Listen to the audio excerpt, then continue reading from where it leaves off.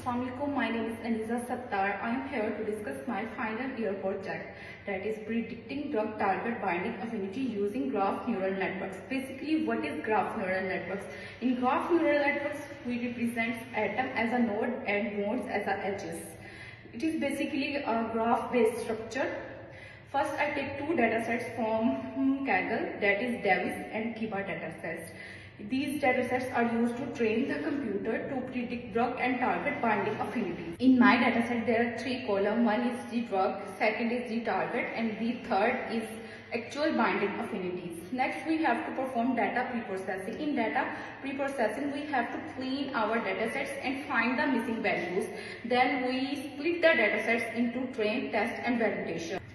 Next step is drug preprocessing. In drug preprocessing, we converted SMILE into molecular graphs. Then we have to perform protein preprocessing, in which we converted the protein sequencing into embeddings of the dimension 1280 by using evolutionary scale model. Next step is to make a graph neural network model. For graph neural network model, we have basically drug encoders, protein transformers, and prediction head. In prediction head, we have projection node features, gain layer 1, 2, 3. Basically, gain layer is the graph isomorphism network, that is also a type of a graph neural network. Then we have graph pooling, which is basically attention pooling and mean pooling. Then we have joint representation. In joint representation, basically a concurrent between drug and target is made. Then we have fully connected layer 1 and 2. Then we have the final output layer. In final output layer, basically we predict drug and target binding affinities. Then I applied 4 baseline models on my datasets to evaluate concordance index and mean squared error.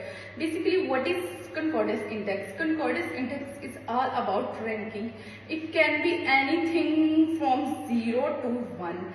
The more the concordance index, the better the prediction. Next, we have mean squared error. In mean squared error, we tell how close the predicted value from the actual value. The lower the mean squared error, the better the prediction. Then I applied ablation studies on my datasets to isolate the contribution of each components of the attention graph neural network for drug-target interaction. By applying these 4 baseline models, we made conclusion that the attention graph neural network for drug-target interaction give us better predictions among all the evaluated models. That is our proposed model. Research gave people open source code and scripts that had already processed their datasets. People can do the work or maybe even add to it. We can obtain from above analysis the areas of research that can be pursued are integration of protein structures, multitask learning, uncertainty quantification, and maybe cross-target generalization. That is all about my final year project.